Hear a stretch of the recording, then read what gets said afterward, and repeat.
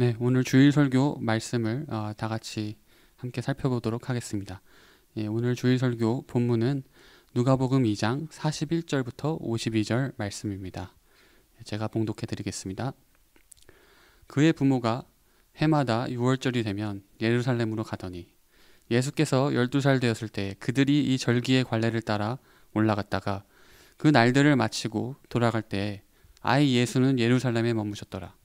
그 부모는 이를 알지 못하고 동행 중에 있는 줄로 생각하고 하룻길을 간 후 친족과 아는 자 중에서 찾되 만나지 못하매 찾으면서 예루살렘에 돌아갔더니 사흘 후에 성전에서 만난즉 그가 선생들 중에 앉으사 그들에게 듣기도 하시며 묻기도 하시니 듣는 자가 다 그 지혜와 대답을 놀랍게 여기더라. 그의 부모가 보고 놀라며 그의 어머니는 이르되 아이야 어찌하여 우리에게 이렇게 하였느냐 보라 네 아버지와 내가 근심하여 너를 찾았노라. 예수께서 이르시되 어찌하여 나를 찾으셨나이까 내가 내 아버지 집에 있어야 될 줄을 알지 못하셨나이까 하시니 그 부모가 그가 하신 말씀을 깨닫지 못하더라. 예수께서 함께 내려가사 나사렛에 이르러 순종하여 받드시더라. 그 어머니는 이 모든 말을 마음에 두니라. 예수는 지혜와 키가 자라가며 하나님과 사람에게 더욱 사랑스러워 가시더라. 아멘. 안녕하세요 청년부 여러분. 저희는 지난 시간에 세례요한과 예수님의 탄생 이야기를 통해 누가복음의 큰 주제, 즉 온 민족을 구원하시는 하나님의 역사가 어떻게 시작되었는지에 대해 배웠는데요. 그 중에서도 저희는 하나님의 목적을 이루기 위해 태어난 이 두 인물 중 세례요한에 대해 살펴보았습니다. 그리고 세례요한이라는 등장인물은 누가복음 안에서 짧게 등장하는 전형성의 캐릭터임에도 불구하고 매우 중요한 역할을 한다는 것을 저희는 알게 되었는데요. 그 중요한 역할이란 바로 세례요한이 사도행전에서부터 오늘날에 이르기까지 하나님의 목적을 이루기 위해 부름받은 예수님의 제자들, 그리고 오늘 예배 자리에 나오신 저와 청년부 여러분 모두가 감당해야 할 사명을 보여주는 대표적인 예시적인 인물이라는 것입니다. 그리고 하나님을 믿는 사람들로서 저희가 감당해야 할 사명, 그것은 곧 온 민족을 구원하시는 하나님의 역사에 참여하는 것이며 그 역사에 참여하는 방법은 바로 예수 그리스도를 통해 우리를 구원하신 하나님의 사랑과 은혜를, 다시 말해 복음을 우리들의 이웃에게 전하는 것이라고 배웠습니다. 그리고 세례요한과 더불어서 하나님의 목적을 이루기 위해 이 땅에 온 또 다른 누가복음의 등장인물, 즉 예수님은 결코 그 누구도 감당할 수 없는 사명을 가지고 이 땅에 왔다고 지난 시간에 아주 짧게 소개되었는데요. 아무도 감당할 수 없는 사명, 그것은 곧 하나님의 아들이 인간의 몸으로 이 땅에 오셔서 인류의 구원을 위해 십자가에 달려 죽으시고 부활하시는, 즉 그 누구도 그 어떠한 사람도 결코 감당할 수 없는 하나님의 특별한 사명인 것입니다. 그런 의미에서 저희는 지난 시간에는 하나님의 목적을 이루기 위해 부름받은 등장인물 중 전형성 등장인물에 해당되는 세례요한에 대해 배웠다면, 오늘 이 시간에는 누가복음에서 완전형 캐릭터에 해당되는 예수님을 중심으로 짜여진 누가복음의 플롯에 대해서 배우게 될 텐데요. 지난 셀 모임 성경 공부 PPT 자료에는 예수님과 세례요한이 서로 대비되는 말씀 구절들이 적혀 있었는데요. 셀 모임 시간상 그 대비되는 말씀 구절들을 다 살펴볼 수는 없으셨겠지만 언제 시간이 되실 때, 그리고 말씀을 묵상하실 때 개인적으로 한번 살펴보실 기회가 있으셨으면 좋겠습니다. 예수님과 세례요한의 탄생 배경에 대해 저자가 이 두 인물을 대비하여 보여주는 근본적인 이유는 하나님의 목적을 이루기 위해 이 땅에 부름받은 두 인물, 즉 예수님과 세례요한은 하나님의 목적을 이루기 위해 부름받았다는 공통점, 커머널리티를 보여줌과 동시에 서로 하나님의 목적을 이루는 그 방식은 결코 같지 않다는, 즉 차이점, difference를 보여주기 위해서인데요. 그리고 이들이 이 땅 가운데 하나님의 목적을 이루기 위해서 각자 다른 방식으로 하나님께 쓰임받게 된다는 사실은 예수님과 세례요한의 부모, 그리고 천사, 그리고 더 나아가 선지자들을 통한 예언으로 저희는 발견하게 됩니다. 이 예언들을 통해 저희는 세례요한이 곧 하나님의 선지자로서 사람들에게 예수님을 통해 죄사함을 받고 구원에 이르도록 안내자의 역할을 하도록 되어 있으며, 예수님은 하나님의 아들로서 이 땅의 왕과 구원자로서 사람들에게 구원을 베푸는 일을 감당하도록 이 땅에 각기 다른 사명을 가지고 태어났다는 그런 차이점을 보게 됩니다. 이 두 인물을 대비해서 보여주는 구절들의 또 다른 차이점은 바로 그 내용의 분량입니다. 예, 두 인물을 대비해서 보여주는 내용 자체로도 매우 중요하지만 이들을 소개하는 내용들의 분량을 저희가 살펴보면 거의 2배 가까이 예수님에 대한 내용이 세례 요한보다 많음을 알 수 있습니다. 이렇게 구조되어 있는 이유는 저자가 그만큼 예수님에 대한 중요성을 독자들에게 알리려는 의도가 있을 텐데요. 그리고 더 나아가서는 그만큼 저자가 예수 그리스도를 통해 앞으로 누가복음 안에서 다루고자 하는 주제와 이야기가 많다는 것을 미리 예수님의 탄생 이야기를 통해 독자들에게 알려주고 있는 것입니다. 그리고 예수님의 탄생 이야기를 통해 한 가지 더 저자가 독자들에게 강조하고 싶은 것은 바로 내러티브 구조 안에서 예수님을 완전형 캐릭터로 소개하고 납득시키려는 의도가 있기 때문입니다. 내러티브 안에서 완전형 캐릭터는 크게 4가지 요소를 갖추고 있습니다. 그것은 첫 번째로 내레이터를 통해서 전해지는 등장인물에 대한 외형적이고 실질적인 설명이죠. description이겠고요. 두 번째는 등장인물들의 내면, inner life에 대한 나레이터의 해설입니다. 세 번째는 등장인물이 보여주는 말과 행동, speech and action이며 마지막으로 네 번째는 다른 등장인물들과의 대비되는 모습들, contrast 되는 모습들이나 혹은 그게 어떤 이야기에 나오는 같은 등장인물이 전에 했던 행동과 나중에 하는 행동의 어떤 대비되는 모습을 극 중에서 보이는 경우거나 아니면 등장인물들이 독자들이나 이야기의 또 다른 등장인물들의 기대와 가치관에서 벗어나는 모습을 보이는 경우입니다.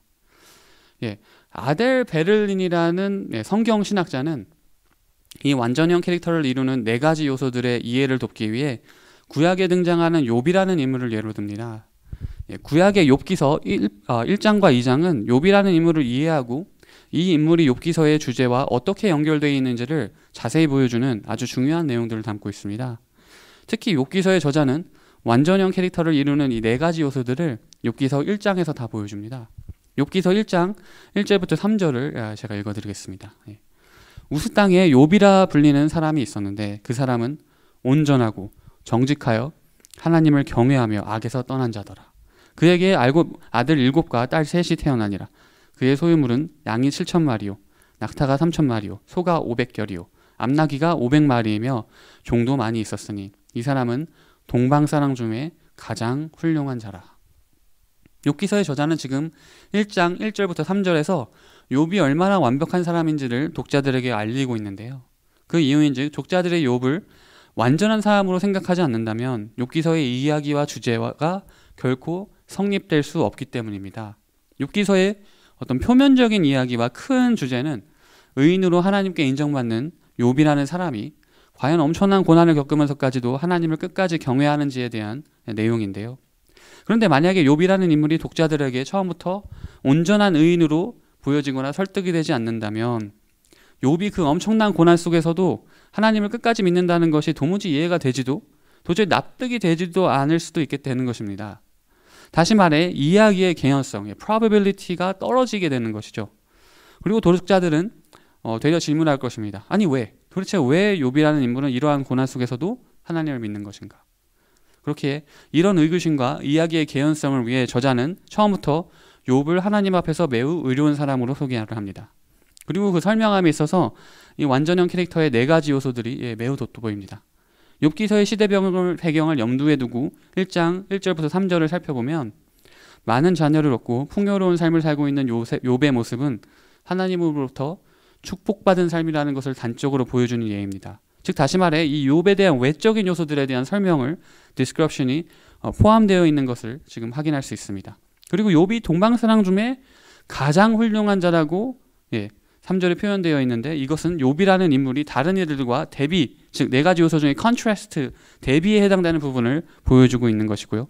그 다음에 나오는 욥기서 1장 5절은 욥의 행동과 말, actions and speech를 통해서 욥이 얼마나 하나님 앞에 의로운 사람인지를 저자는 보여줍니다. 제가 읽어드리겠습니다. 그들이 차례대로 잔치를 끝내면 그들은 여기에서 말하는 그들은 욥과 그 가족들입니다. 그들을 불러다가 성결하게 하되 아침에 일어나서 그들의 명수대로 번제를 드렸으니 이는 욥이 말하기를 혹시 내 아들들이 죄를 범하여 마음으로 하나님을 욕되게 하였을까 함이라. 욥의 행위가 항상 이러하였더라. 특히 저자는 욥이 말하기를 혹시 내 아들들이 죄를 범하여 마음으로 하나님을 욕되게 하였을까라는 대사에 집중할 필요가 있는데요.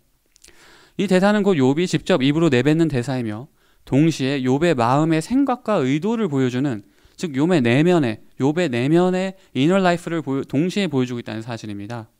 그리고 더 나아가 욥기서 1장 8절에 저희는 누가복음에도 적용되는 한 가지 매우 흥미로운 점을 발견하게 됩니다. 그것은 바로 이야기 속에 하나님이 직접적으로 등장하고 개입하는 놀라운 장면입니다. 누가복음에서는 3장 22절에 하나님께서 예수 그리스도를 향해 너는 내 사랑하는 아들이라 내가 너를 기뻐하노라 하며 예수 그리스도께서 자신의 아들이심을 증거하시고 독자들에게 신뢰를 주었다면, 욥기서 1장 8절에 등장하는 하나님과 하나님의 대사 역시 욥의 의로움에 대한 하나님의 증거와 신뢰가 바탕이 됩니다. 제가 읽어드리겠습니다. 여호와께서 사탄에게 이르시되 내가 내 종 욥을 주의하여 보았느냐. 그와 같이 온전하고 정직하여 하나님을 경외하며 악에서 떠난 자는 세상에 없느니라. 그리고 여기에서 놀라운 점은 이번에는 저자는 하나님의 말씀을 통해서 욥이 동방에서뿐만이 아니라 세상에서 제일 온전하고 정직하게 하나님을 경외하는 자라고 대비해서 컨트라스트하여 보여주고 있다는 것입니다. 즉 저자는 욥이라는 인물을 하나님을 온전히 경외하는 인물로 독자들에 설명하기 위해서 이야기의 시작을 의도적으로 욥이라는 인물이 얼마나 하나님을 경외하는지, 또 하나님께서 얼마나 욥을 의로운 사람으로 인정하시는지를 보여주고 있는 것입니다. 그리고 이런 설정과 설명의 밑바탕이 없다면 독자들은 이야기를 읽어나가며 결코 쉽게 하나님을 향한 욥의 변치 않는 믿음을 이해할 수도 납득할 수도 없는 것입니다. 그런 의미에서 누가복음 또한 마찬가지로 저자는 누가복음 전체를 통해서 예수님이 하나님의 아들이시며 이 땅 가운데 인간의 몸을 가지고 왕과 구원자로 오셨다는 사실을 독자들에게 누가복음 안에서 반복적으로 설명하고 있는데요. 그 중에서도 저희가 그동안 살펴본 예수님의 탄생 이야기와 오늘 저희가 다루는 예수님의 유년기, 차일드후드는 저자가 예수님을 하나님의 아들이시며 인간의 몸으로 이 땅 가운데 오셔서 어떻게 우리의 왕과 구원자가 되셔서 하나님의 목적을 이루시는지를 미리 보여주고 예고하는 전체 이야기와 주제에 연결되는 매우 중요한 장치, 곧 플롯임을 알 수 있습니다. 그러므로 저희는 누가복음 저자가 이토록 예수님의 탄생 이야기와 유년기에 대해서 서술해 놓은 구절들을 집중해서 살펴볼 필요가 있는데요. 그 이유는 욥기서의 저자가 그랬듯 지금 누가복음의 저자는 누가복음의 가장 중요한 등장인물인 예수 그리스도에 대한 설명을 누가복음의 이야기의 시작에서 하므로 이것이 전체 내용과 주제를 연결되도록 설정해 놓았기 때문입니다. 다시 말해 저자가 독자들에게 누가복음의 이야기의 시작에서 예수 그리스도는 온전히 하나님의 아들이시며 인간의 몸으로 이 땅에 우리의 죄를 대신하기 위해 오셨다는 이 설명을 미리 주지 않고 납득시키지 않으면 독자들은 예수 그리스도의 십자가에서의 희생과 또 죽음에서의 부활의 의미를 온전히 받아들일 수 없게 되는 것입니다. 그러므로 저자는 누가복음 안에서 예수님을 이 누가복음의 큰 주제, 즉 온 민족을 구원하시는 하나님의 역사에 가장 큰 핵심적인 역할을 하는 인물로 독자들에게 보여주고 있는 것입니다. 결국 예수님의 탄생 이야기와 유년기는 누가복음 이야기 속에서 정점이라고 할 수 있는 예수 그리스도의 십자가의 고난과 부활의 이야기와 그 의미를 완성시키는 매우 중요한 구절들입니다. 그리고 예수 그리스도의 십자가의 고난과 부활의 완성은 오로지 그가 우리의 창조주 되시는 하나님의 아들이시며 이 땅 가운데 인류의 죄를 대신하기 위하여 인간의 몸으로 오셨다는 전제가 함께 할 때 이루어지는 것입니다. 그리고 이것이 바로 우리가 듣고 마음으로 믿어 오늘 이 예배의 자리에 나올 수 있게 한 복음의 핵심인 것입니다. 저희가 나누었던 완전형 등장인물에 대한 이 네 가지 요소는 예수님에 대한 저자의 기록에서 분명히 찾을 수 있습니다. 오늘 본문 마지막 절인 2장 52절에는 예수님의 외형적인 설명, 디스크립션을 나레이터가 독자들에게 전하고 있는데요. 51절을 읽어드리겠습니다. 예수는 지혜와 키가 자라가며 하나님과 사람에게 더욱 사랑스러워 가시더라. 그리고 예수님의 행동과 말, actions and speech는 오늘 본문 2장 46절부터 49절에도 나와 있고 더 나아가서는 누가복음 전체를 아울러서도 분명히 확인할 수 있습니다. 그리고 예수님의 내면, inner life 또한 누가복음 안에서 확인할 수 있는데요. 내러티브에서 내면이란 단순히 등장인물의 마음의 생각을 나레이터가 전해주는 것 외에도 등장인물의 마음의 상태, 즉 감정의 변화 또한 포함되는데요. 그런 의미에서 예수님은 누가복음 안에서 분명 감정을 느끼시는 인물로 묘사되고 있습니다. 누가복음 7장 9절에 등장하는 백부장의 믿음을 보시고 놀라셨다는 표현이 있고요. 7장 13절에는 아들의 죽음으로 슬퍼하는 과부를 보시고 불쌍히 여기셨다는, 영어로는 he had compassion on her 이라고 표현되어 있듯이 예수님은 분명 마음으로 생각하시고 감정을 느끼시고 또 마음의 생각과 감정을 표현하시는 인물로 누가복음의 저자는 독자들에게 보여주고 있습니다. 그리고 마지막으로 대비, 컨트라스트는 저희가 지난 시간에 나누었듯이 세례 요한과의 대비를 통해서 예수 그리스도께서 이 땅 가운데 오셔서 이루실 하나님의 특별한 사명을 나타내는 것과 동시에 저자는 반복적으로 예수 그리스도께서 어떻게 대비적으로 시대적 가치관과 유대인들의 메시아에 대한 고정관념을, 아이디올로지를 무너뜨리시는지를 자세히 보여주고 있습니다. 그리고 더 나아가서는 누가복음 22장 42절을 통해 독자들은 십자가의 고난 직전에 하나님 아버지께 드리는 예수님의 기도를 통해 그동안에 보지 못했던 예수님의 또 다른 모습을, 어쩌면 이전과는 대비되는 모습을 목격하게 됩니다. 이렇듯 저자는 독자들에게 하나님의 아들이신 예수님을 매우 입체적인 그리고 완전형 등장인물로 보여주고 있습니다. 그리고 더 나아가 저자가 독자들에게 이렇게 입체적으로 예수님을 표현하고 있는 이유는 바로 예수님께서 우리와 같은 참 인간이심을 보여주기 위함인데요. 다시 말해 이 등장인물에 대한 4가지 요소들과 예수님의 탄생 이야기와 유전기 시절을 통해서 저자는 예수님이 참 인간이시고 참 하나님이심을 증명하고 있다는 것입니다. 그런 의미에서 오늘 본문 누가복음 2장 41절부터 52절은 저희에게 예수님께서는 참 인간이시고 또 참 하나님이시라는 것을 보여주는 아주 중요한 구절일 것입니다. 저자는 예수님께서 12살이 되던 해에 이제 스스로 주체성을, 셀프우드를 갖고 말과 행동을 하는 모습을 독자들에게 보여주고 있습니다. 특히 2장 48절은 예수님께서 누가복음에서 처음으로 말을 하는 장면인가 동시에 하나님과 자신의 관계가 아버지와 아들의 관계임을 인지하고 확인하는 첫 장면이기도 합니다.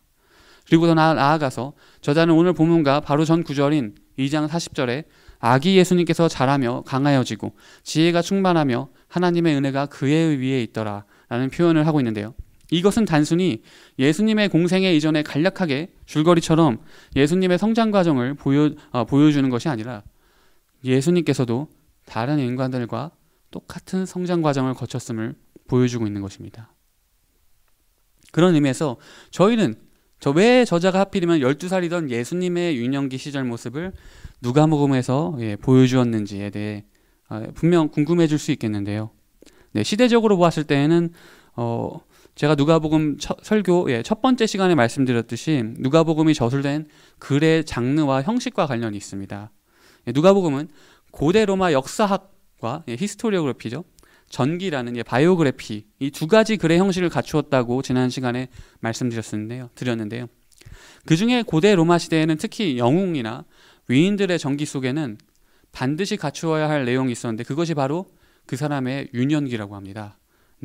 그런 의미에서 저자가 1차원적으로 예수님의 유년기 시절을 기록한 것은 고대 로마 시대의 글의 형식을 충실히 따르며 독자들로 하여금 예수님이라는 인물이 이 이야기의 초점이 될 수 있도록 의도한 것임을 저희는 알 수 있습니다. 그리고 더 나아가서는 예수님의 12살 유년기 시절을 보여주므로 예수님께서 인간으로서 하나님께서 자신에게 주신 사명을 인지하는 그 과정을 보여주기 위함입니다. 이 부분에 대해서는 저희가 매우 조심스럽게 접근해야 할 필요가 있는데요.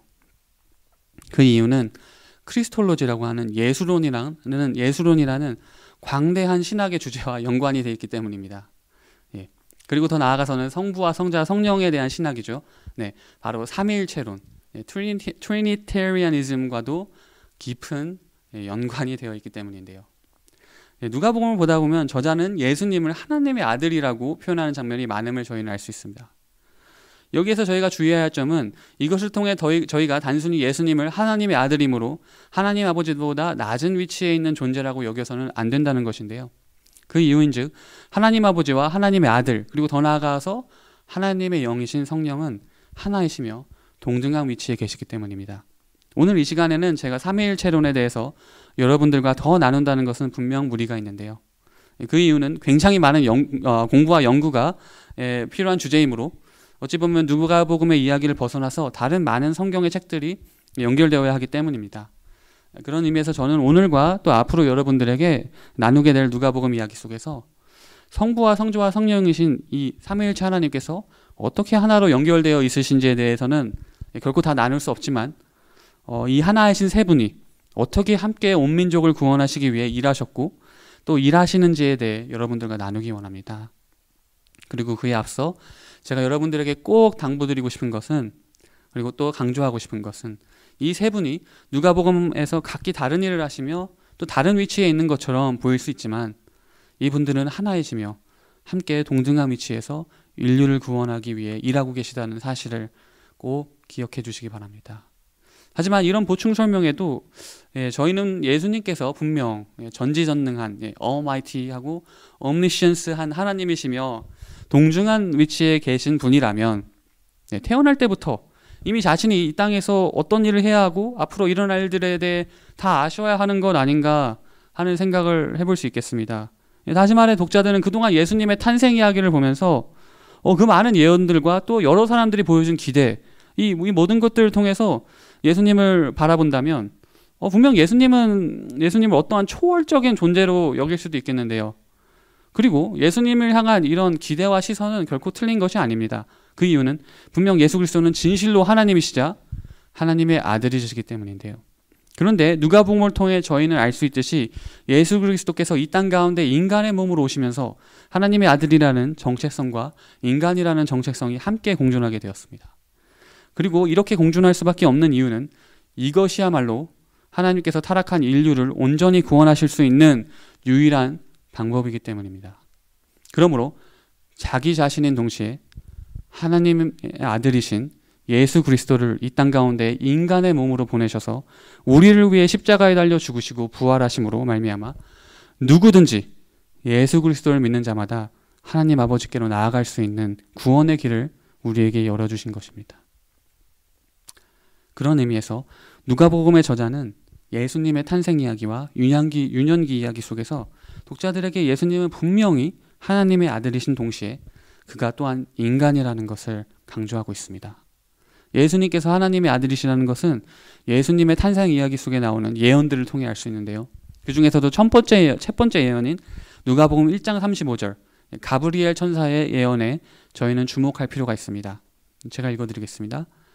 천사가 대답하여 이르되 성령이 내게 임하시고 지극히 높으신 이의 능력이 너를 덮으시리니 이러므로 나실 바 거룩한 이는 하나님의 아들이라 일컬어지리라. 저희는 지금 이 가브리엘의 예언을 통해 예수 그리스도에 대한 두 가지 사실을 알 수 있는데요. 첫 번째는 그가 하나님의 아들이라 일컬어지리라, 즉 하나님의 아들이신 것과 두 번째는 그가 성령으로 잉태되었다는 사실입니다. 저희는 이 시간에 특별히 예수 그리스도께서 성령으로 잉태되었다는 사실에 주목할 필요가 있는데요. 그리고 그와 동시에 세례 요한과 예수님의 잉태되는 이야기를 비교했을 때 그 중요성이 더 드러남을 저희는 발견하게 됩니다. 세례 요한과 예수님은 사람의 힘으로는 결코 불가능했던 일을 통해서 잉태되고 태어났습니다. 그런데 세례 요한은 사가랴와 엘리사벳이라는 사람을 통해서 잉태되어 태어났다면 예수 그리스도는 성령이신 하나님께서 동정녀인 마리아를 통해서 예수 그리스도를 잉태하셨고 태어나게 하셨다는 사실입니다. 다시 말해 예수 그리스도의 탄생 이야기는 예수 그리스도께서 성령으로 말미암아 이 땅 가운데에 오신 진정한 하나님의 아들이심을 보여주는 이야기인 것입니다. 그렇게 누가복음 3장 23절부터 38절까지 나오는 예수님의 족보의 끝에 하나님이 적혀 있는 것은 저자가 의도적으로 독자들에게 예수 그리스도가 하나님의 아들이심을 다시 한번 확인시켜주기 위함인 것입니다. 이렇게까지 저자가 예수 그리스도께서 하나님이시며 하나님의 아들이심을 강조하는 이유는 이것이야말로 타락한 인간을 구원에 이르게 하는 복음의 진정한 능력이기 때문입니다. 다시 말해 인간 스스로의 능력으로는 도저히 해결할 수 없는 구원의 문제를 인간을 창조하신 하나님께서 자기 스스로를 내어주심으로 인류를 구원하시는 놀라운 이야기. 이것이 바로 복음의 핵심이며 우리가 믿고 따르는 하나님께서 그의 아들 예수 그리스도를 통해 이루신 놀라운 일인 것입니다. 그러므로 저자는 누가복음에서 지속적으로 예수 그리스도께서 참 하나님이시고 또 참 인간이심을 강조하고 있습니다. 저자의 이런 의도를 파악하고 오늘 본문에 나오는 예수 그리스도의 말과 행동을 생각해 보면 예수님은 참 인간이심으로 어쩌면 저자는 예수 그리스도께서 12살이 되던 해가 드디어 지성적으로 intellectually 자신의 사명과 하나님 아버지와의 관계를 스스로 확인하고 인지하던 때였음을 보여주고 있는지도 모르겠습니다. 그렇다면 예수님께서 자신의 사명을 깨닫기 전인 즉 12세 전까지는 하나님이 아니셨나? 라는 어떤 질문을 할 수 있는데요. 이 문제에 대한 근본적인 해답은 전에 말씀드렸듯이 예수 그리스도께서는 성령으로 말미암아 잉태되었다는 즉 하나님의 아들이시며 삼위일체이신 하나님 자신이 이 땅에 오셨음을 꼭 기억해 주시기 바랍니다. 그랬을 때 저희는 결코 예수 그리스도의 신성, 데이티가 후천적인 어떤 acquired 된 것이 아니라 오히려 선천적인 것이며 congenital한 것이며 오늘 본문은 저자가 예수 그리스도께서는 하나님의 아들이시며 또 인간이신 것을 독자들에게 더 사실적으로 보여주기 위하여 기록했음을 저희는 알 수 있습니다. 그렇기에 이 본문의 바로 전과 끝에 나오는 구절들을 저희가 주의 깊게 봐야 할 텐데요.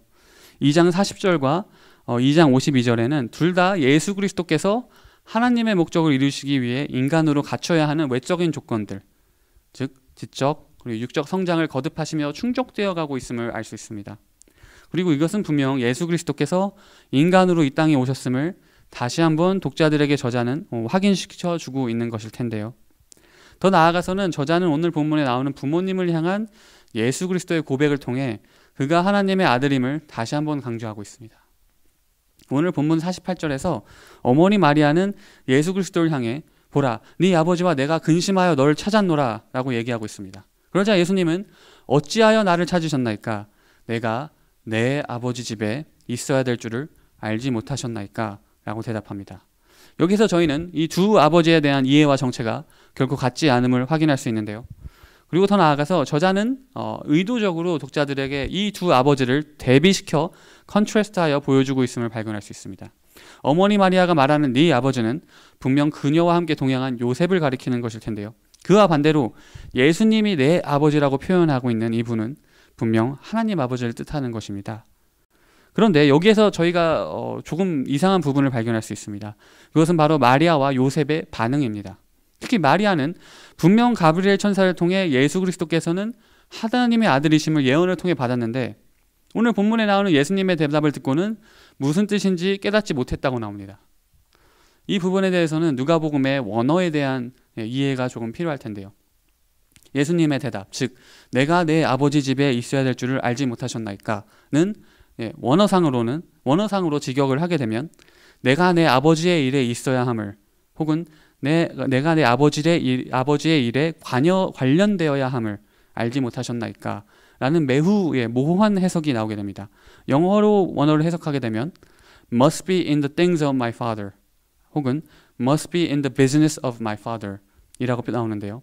그러나 이것을 신학자들은 문맥상 그리고 배경, 지금 성전을 배경으로 했을 때 아버지의 집, 하나님의 집이라는 표현 must be in my father's house 또한 가능하다는 것에 많은 동의를 합니다. 하지만 그럼에도 불구하고 마리아가 예수님과 하나님의 관계를 특히 아버지와 아들의 관계인 것을 이해하지 못하고 있다는 것은 이야기의 전개상 잘 납득이 가지 않습니다.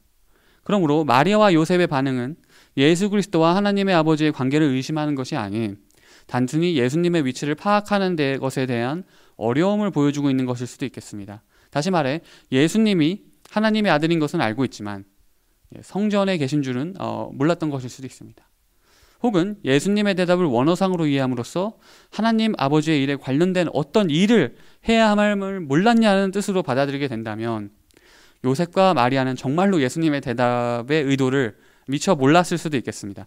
왜냐? 예수님께서 감당하셔야 할 하나님 아버지의 일이란 것은 누가복음 안에서 굉장히 포괄적인 뜻을 가지고 있기 때문입니다.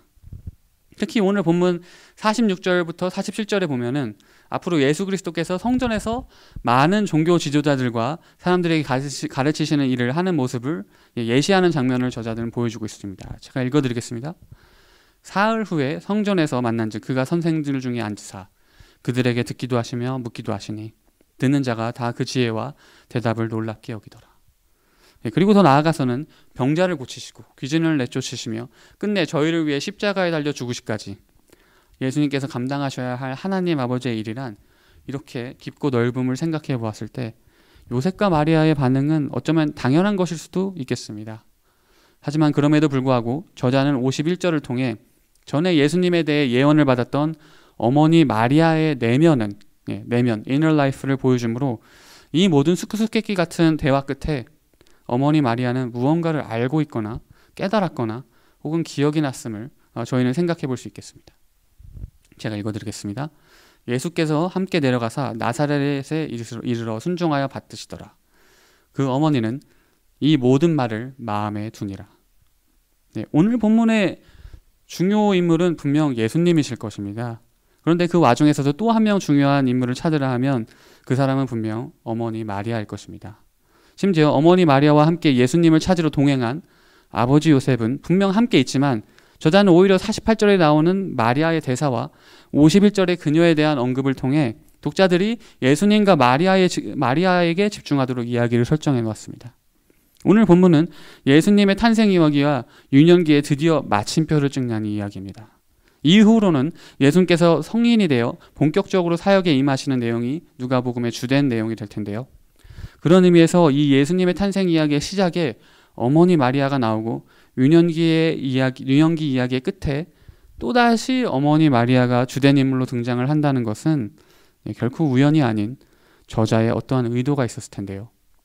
그러므로 51절에 저자가 결코 밝히지 않으므로 저희는 다 알 수 없는 그 마리아의 마음에 저희는 한 번 더 집중하고 생각해 볼 필요가 있겠습니다. 이런 마리아의 마음을 살펴볼 때 저는 오늘 특별히 누가복음 2장 34절부터 나오는 시므온의 예언을 여러분들에게 소개하고자 합니다. 아기 예수님에 대한 시므온의 예언 속에 시므온은 어머니 마리아에게 34절부터 35절에 이런 이야기를 합니다. 제가 읽어드리겠습니다. 시므온이 그들에게 축복하고 그의 어머니 마리아에게 말하여 이르되 보라 이는 이스라엘 중 많은 사람을 패하거나 흥하게 하며 비방을 받는 표적이 되기 위하여 세움을 받았고 또 칼이 네 마음을 찌르듯 하리니 이는 여러 사람의 마음의 생각을 드러내려 함이니라 하더라. 이 예언은 곧 예수 그리스도께서 앞으로 이스라엘 백성들에게 하나님의 목적을 이루시기 위해 힘쓰실 때 예수님을 온전히 믿지 못하고 배척함으로 시기와 다툼 등을 예수님께서 겪으시고 결국에는 십자가에 달리시게 되는 그런 여러 가지 고초들에 대한 예언을 보여주고 있습니다. 그리고 예수님을 배척하는 이 많은 이스라엘 사람들은 결국 패함으로 구원을 얻지 못하고 또 예수님을 믿음으로 흥하는 이들은 구원을 얻게 될 것이라는 예언 또한 전하고 있습니다. 그런데 여기에서 시므온은 마리아를 향해 또 칼이 네 마음을 찌르듯 하리라라는 예언 또한 전하고 있습니다. 마리아를 향한 이 예언을 기억하고 오늘 본문을 다시 생각해 본다면 오늘 본문은 분명 예수 그리스도께서 마침내 하나님 아버지와의 관계를 깨닫고 자신이 장차 하나님의 목적을 이루기 위해 해야 하는 일들을 깨닫는 매우 중요한 터닝 포인트가 될 텐데요. 그런 의미에서 예수님은 비로소 자신의 육신의 아버지인 요셉과 어머니 마리아와의 예고된 이별에 대해 인지하게 되었을 것입니다. 자신을 길러주신 부모님을 떠나 마침내 하나님 아버지의 뜻에 따라 언젠가 그때가 되었을 때 하나님의 목적을 이루기 위해 부모님과 이별해야 함을 알게 되었을 것입니다. 그리고 한편으로는 어머니 마리아는 예수 그리스도께서 드디어 하나님 아버지와의 관계를 깨닫고 자신의 사명을 감당하기 위해 나아갈 준비를 시작하는 모습을 통해서 언젠가 다가올 자신과의 이별에 대해 생각해 볼 수 있었을 텐데요. 그러므로 오늘 본문 51절에 나오는 저자가 의도적으로 숨긴 이 마리아의 마음의 생각은 어쩌면 시므온의 예언에서 나왔듯 마리아는 마치 칼이 마음을 찌르는 듯한 그런 예수 그리스도와의 이별을 준비하고 있음을 보여주는지도 모르겠습니다. 그리고 저는 이것이 순전히 마리아의 관점에서 느낄 수 있는 어떤 모자의, 다시 말해 아들과 어머니의 애정에 대해서 보여주는 것이 아닌, 그뿐만이 아닌 하나님의 아들이 인간으로서 느낄 수 있는, 또 인간으로서 다른 이들과 나눌 수 있는 인간으로서의 가장 큰 고통 중 하나를 겪게 되실 것을 단적으로 보여주는 이야기라고 말씀드릴 수 있겠습니다. 다시 말해 하나님이시며 하나님의 아들이신 예수 그리스도께서 인간으로 이 땅에 오셔서 타락한 인류가 겪는 아주 근본적인 고통, fundamental suffering, 아주 근본적인 고통에 지금 동참하고 계심을 저희는 알 수 있습니다. 그리고 그 근본적인 고통이란 바로 사랑하는 사람들과의 이별인 것입니다. 어떤 사람은 예수님께서 전지전능하신 하나님이시고 또 하나님의 아들이시라면 분명히 십자가에서의 죽음 뒤에 다가올 부활을 알고 계셨기에 덜 슬프셨을 것이다. 혹은 결코 슬프시지 않으셨을 것이라고 생각할 수도 있겠는데요. 이것은 굉장히 위험한 생각일 수도 있습니다, 여러분. 그 이유는 예수 그리스도께서는 참 하나님이시고 또 참 인간이시기 때문인데요. 다시 말해 예수님은 단순히 하나님의 아들로서 보여주기식으로, 저희한테 보여주기식으로 인간들과 같은 감정과 유혹 그리고 고통을 겪으신 것이 결코 아니라 진정한 인간으로서 이 땅에 오셔서 인간들과 같이 똑같은 감정과 유혹 그리고 고통을 겪으셨음을 저희는 반드시 기억해야 할 것입니다. 이런 예수 그리스도의 인간적인 대표적인 모습은 전에 말씀드렸듯이 사람들을 향한 그의 긍휼함, 컴패션에서도 보여지지만 겟세마네 동산에서 십자가에 달리시기 전날 밤 두려움 속에 들이시던 그 기도를 통해서 저희는 그가 얼마나 인간이었는지 알 수 있습니다. 그렇다면 무소부재하시고 omnipresence 하시고 전지전능하신 omniscience 하신 하나님께서는 모든 것을 다 아시기 때문에 당신의 아들의 고통을 보고도 곧 부활시킬 테니까 아무렇지 않게 십자가에서의 처형을 지켜보셨을까요? 그것은 결코 말이 안 되는 것입니다, 여러분.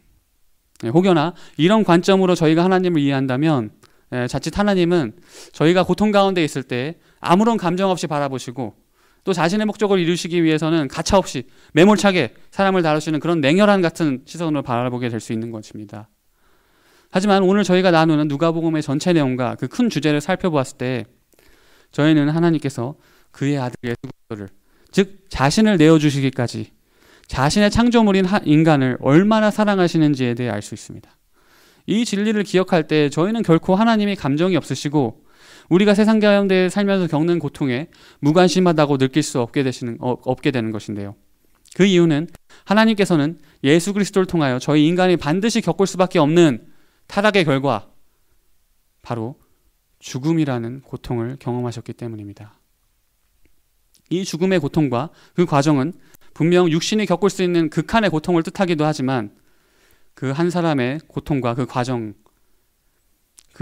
한 사람의 고통과 그 과정, 그리고 그 죽음의 결과로 인해서 그 사람을 사랑했던 남겨진 사람들에게 찾아오는 이 세상에서의 슬픔은, 그 슬픔 또한 이루 말할 수 없는 것이기 때문입니다. 다시 말해 하나님께서 예수 그리스도의 고통과 죽으심을 목격했을 때 하나님은 분명 저희 인간이 겪을 수 있는 고통과 슬픔을 똑같이 느끼셨습니다. 그 이유는 하나님 아버지와 하나님의 아들은 하나이시기 때문입니다, 여러분. 그리고 하나이시라면 반드시 그 고통 또한 함께 공유하고 계신 것입니다.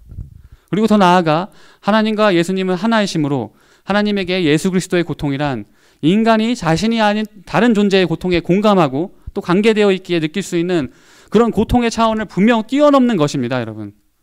이유인즉 하나님 아버지와 하나님의 아들은 하나이심으로 두 분의 고통은 결코 나뉘는 것이 아닌 함께 동일한 차원에서 느껴지는 고통이기 때문입니다. 그리스 철학에서는 인간이 어떠한 비극적인 상황에서 느낄 수 있는 다양한 감정을 페이소스, 한국어로는 페이소스라고도 하고요, 파토스라는 단어로도 표현을 하는데요. 이 어떠한 그 비극적인 상황, 아주 트래직한 상황에서 사람이 느끼는 이 복잡한 감정들을 그리스 철학에서는 페토스라는 용어로 표현을 하는데 이 단어는 내러티브에서도 자주 나타나는 중요한 단어입니다, 여러분. 그렇기 때문에 이 단어를 기억하셨다가 직접 연구해 보시고 찾아보셔도 좋을 것 같습니다.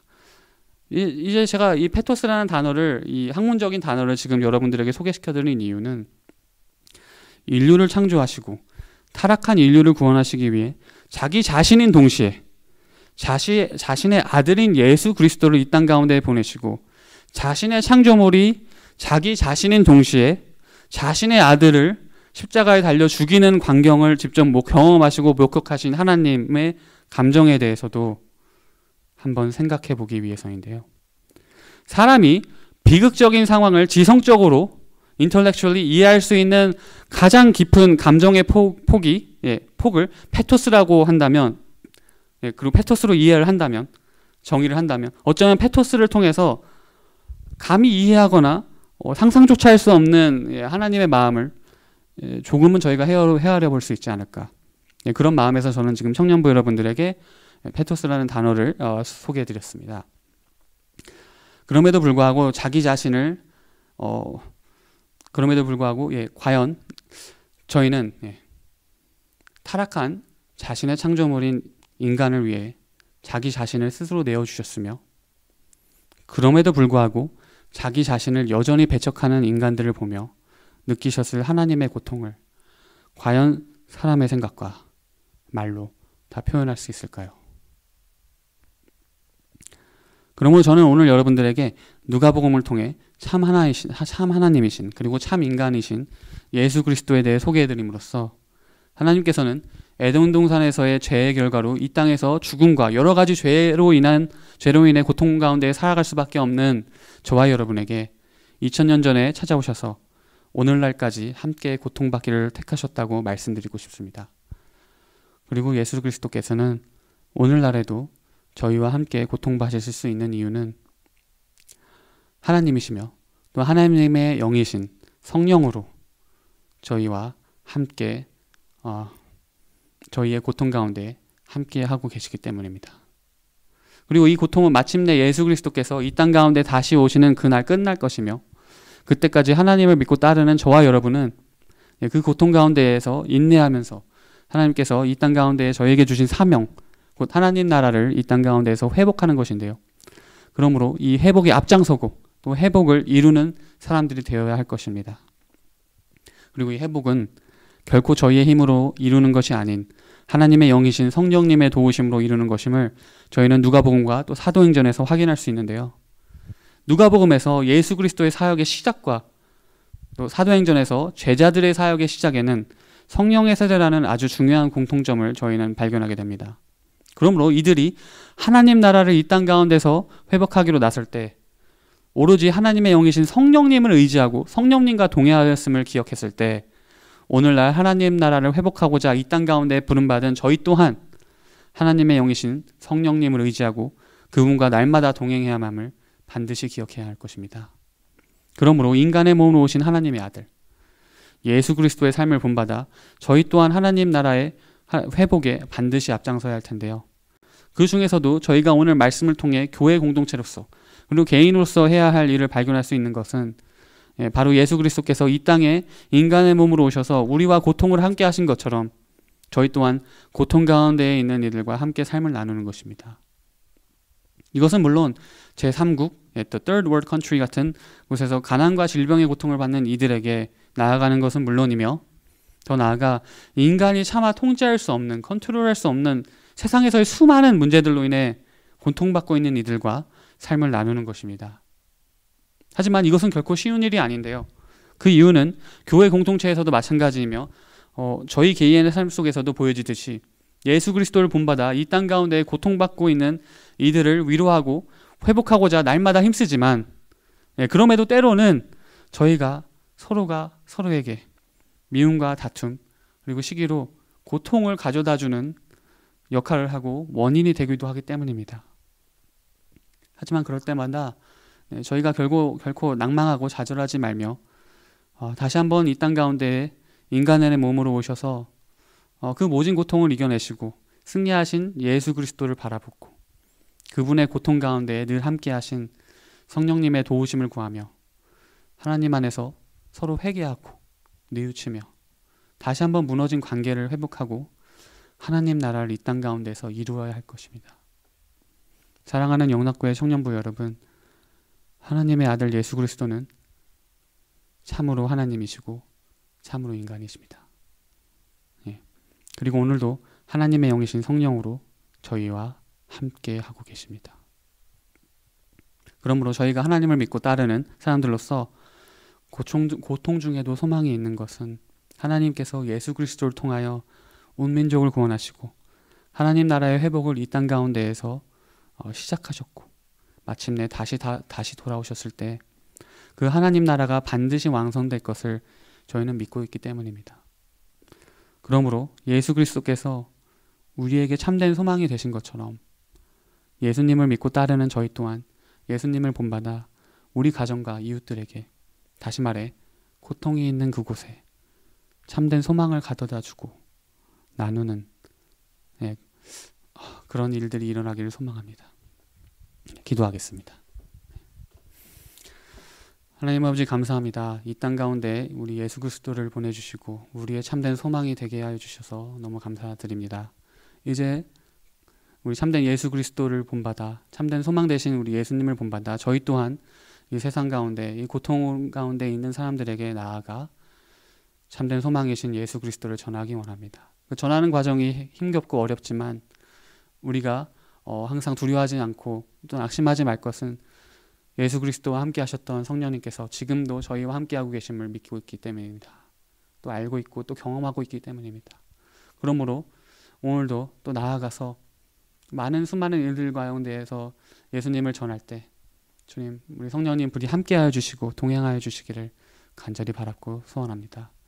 감사드립니다. 주님, 이 모든 말씀을 우리 주 예수님의 이름으로 기도드렸습니다. 아멘.